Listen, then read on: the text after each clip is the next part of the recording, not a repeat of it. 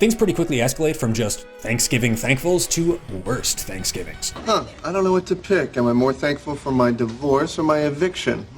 Wow, see, and I didn't think you'd be able to come up with anything.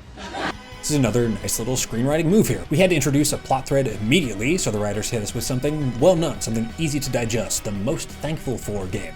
Dramatically, there's really not a lot to mind there, because looking at things on the positive side is boring. So once the episode begins, we flip that idea on its head and go after the worst Thanksgivings instead.